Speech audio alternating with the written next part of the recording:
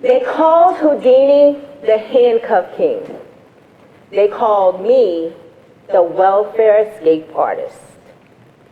See, Houdini was famous for escaping from underwater tanks and chains and straitjackets, creating these really dramatic illusions. Unlike Houdini, my chains weren't tricks or illusions. They were real. They were life-threatening, binding, and invisible to the naked eye.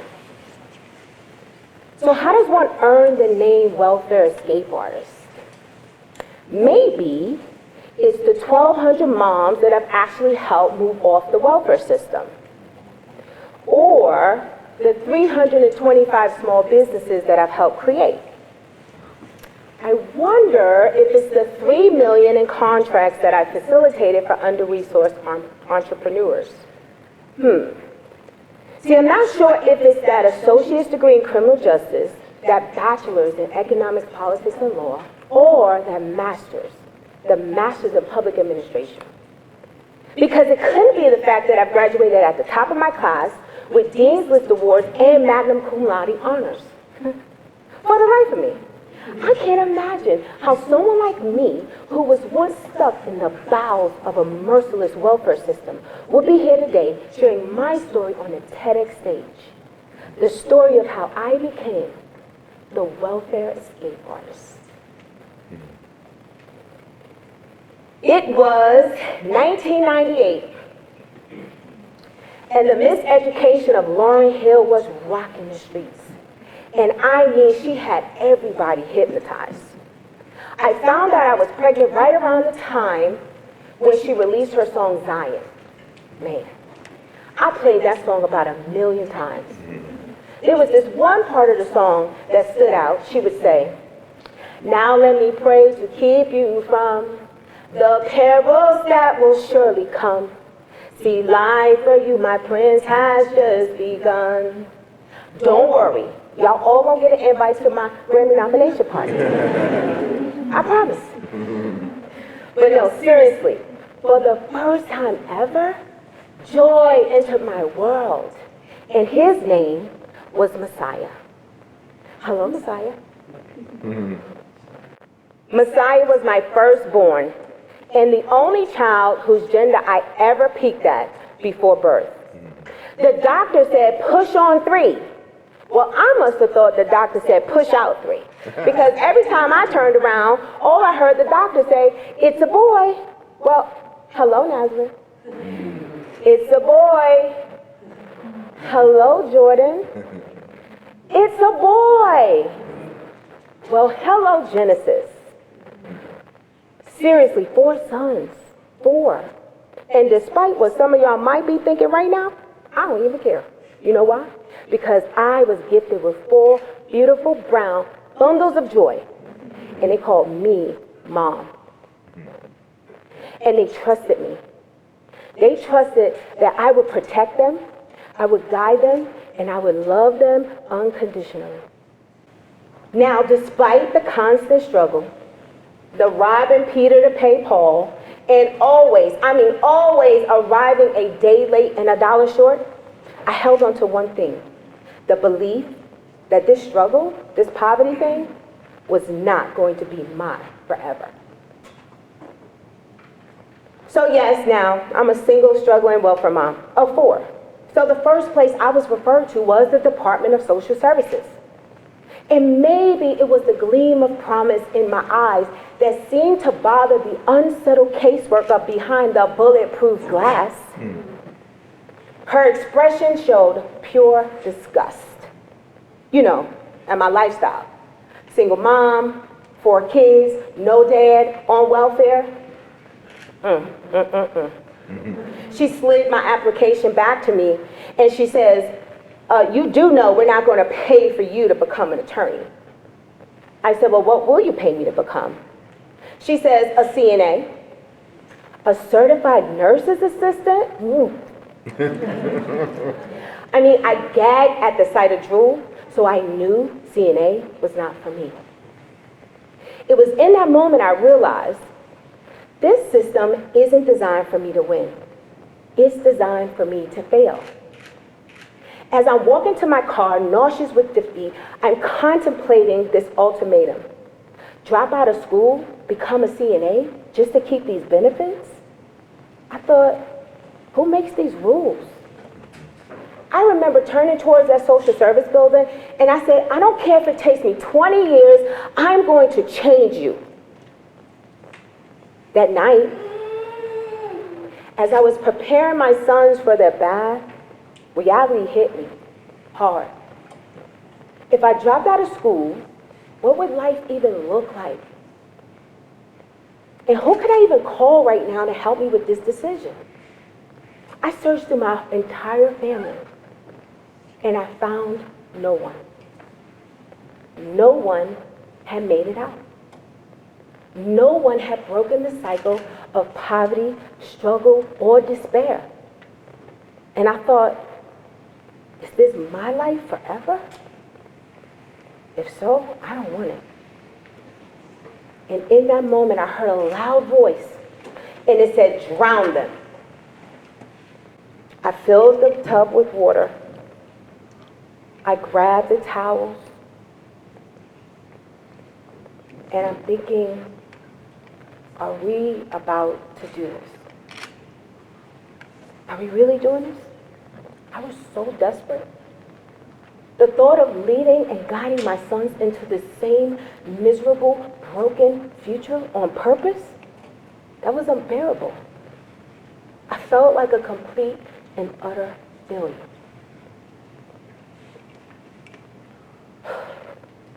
Then out of nowhere, Nazareth appears in the hallway. He's giggling. He's biting into his cookie, and he's just laughing, and he's bending from side to side as if an angel was tickling him. His laughter filled the room. His laughter was so pure. It was so innocent. It was so full of joy. It was so full of love and hope. Hope for a tomorrow that he knew he had to see. Suspended in his laughter, I heard a whisper, and it said, wait, it gets better. On the verge of what felt like a nervous breakdown, I remember falling to my knees, and I prayed one prayer. I said, Lord, if you help me get out of this in my right mind, I'll come back and I'll help others like me. I didn't ask for a house, a car, a job, money. I didn't ask for a man. All I asked was for my right mind.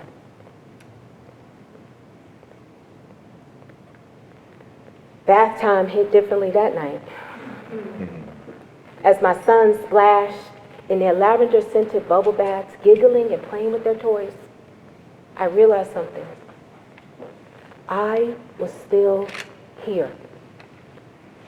And as long as I was here, I was going to fight for them. Come hell or high water, poverty would not be their legacy.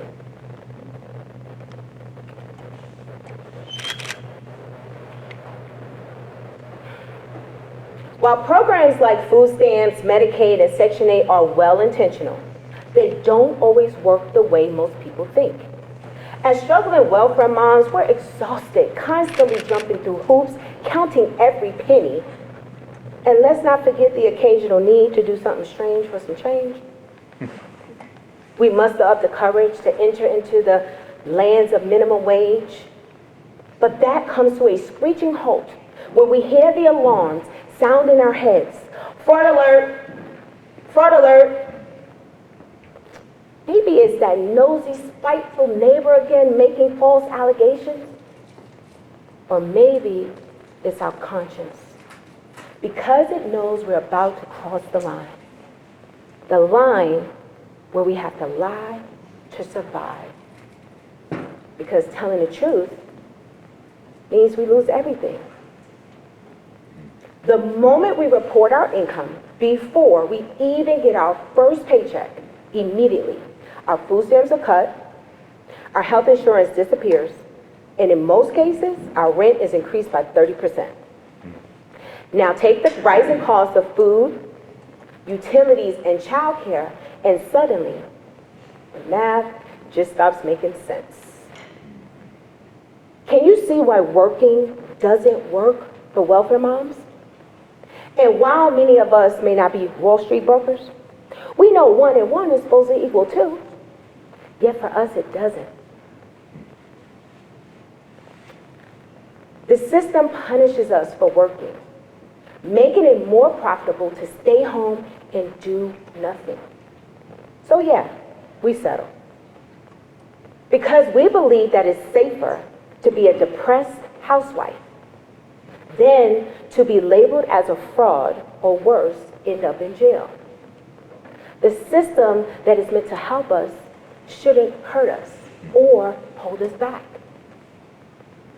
That's why I love this quote by Charles Darwin.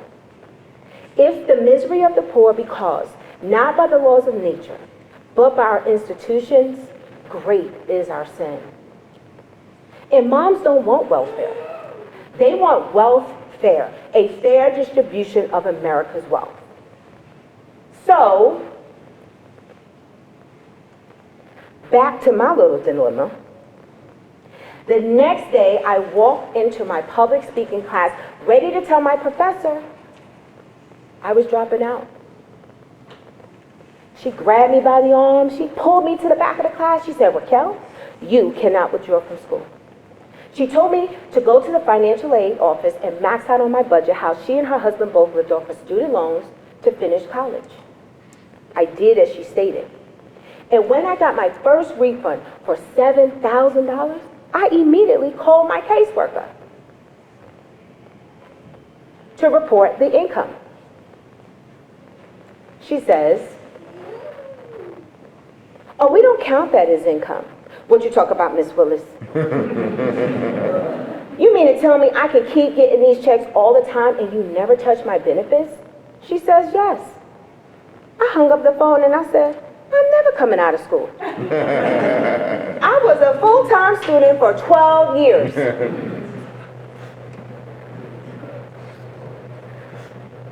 By this point, I am dialing my navigation towards full-speed destiny. I called my caseworker back.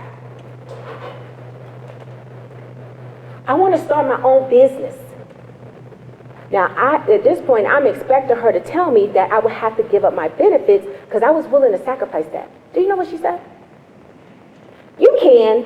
What you talking about, Miss Willis? You mean to tell me that my business can make money and you don't count it all as income? She said, yes. We only take the net minus expenses, not the gross. I hung up that phone like, where are all the posters in all the social service buildings around the United States telling women this? See, now that's when I put my Great Escape plan into third gear, like boom, boom, boom.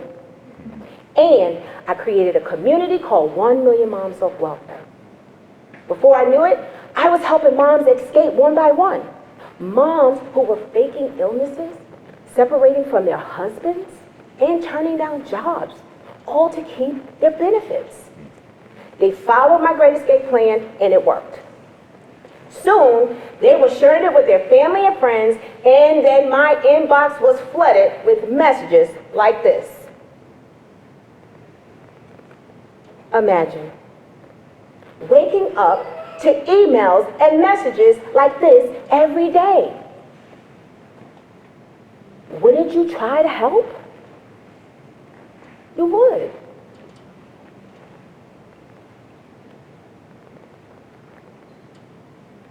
When we support and incentivize welfare moms as they work, we actually break the dependency on government subsidies. Now, in the event that that never happens, I created a roadmap to guide moms towards freedom. I call these my 3 Ps to breaking free. They are the core principles of the Great Escape. Number 1, pay the price. Why? Because your freedom is not free. In fact, it's going to cost you everything.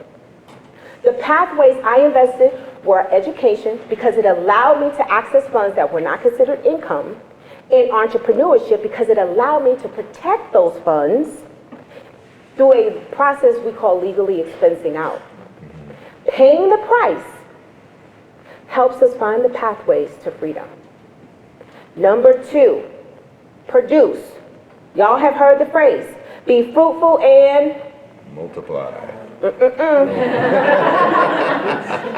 Master your gift. Too many moms are trapped in a cycle of survival without a clear direction or plan. When we take the learning of our mind to the place where the passions of our hearts meets the talents of our hands, this is the place we find destiny. This is where we find purpose. And production is how we fund our freedom. Number 3, last but not least, and by far my favorite, partner. You can't move 1 million moms off the welfare system without addressing the needs of fathers. If a father is actively involved, work with him and not against him. And while the system forces some of us to take the fathers of our children to court in exchange for those benefits, refuse this route if you can. And only use the child support system as the last resort, not as a tool for manipulation and control. Partnerships with fathers is how we fortify our freedom. Now, while there are more than 3 P's to the Great Escape, all of them hinge upon this one factor. We must dial our hearts towards love. If there's anything that I've learned from this poverty experience, this struggle, it will harden your heart. It will capture it, making it impossible to trust, impossible to love, or even feel anything. And you want to know a secret? Love. Well, that's my freaking superpower. Listen, when we get love on deck, there is nothing we can't do. We become unstoppable. So the next time life comes in and tries to throw you off your love game, I want you to guard your heart and simply say, you can have my love walk today. Let's do it. Guard your heart and simply say, you can have my love walk today. In close, Houdini said, my chief task was to conquer my fear. And that's exactly what breaking free will require. Fearlessness. Because if you haven't noticed by now, my escape wasn't just about me. It was about the 1 million moms also trying to break free. Moms fighting for their children's legacy. They're fighting to keep their sanity. They're trying to hold on to their dignity, all for a fair shot in the land of opportunity. So tell me, who's ready to stake their claim and Lady freaking Liberty because I made a promise? I swore that if I got out of that hellhole in my right mind, I was coming back and helping others like me. So you see this? This is how you keep a promise. And that, my friends, is how I became the welfare escape artist. Thank you.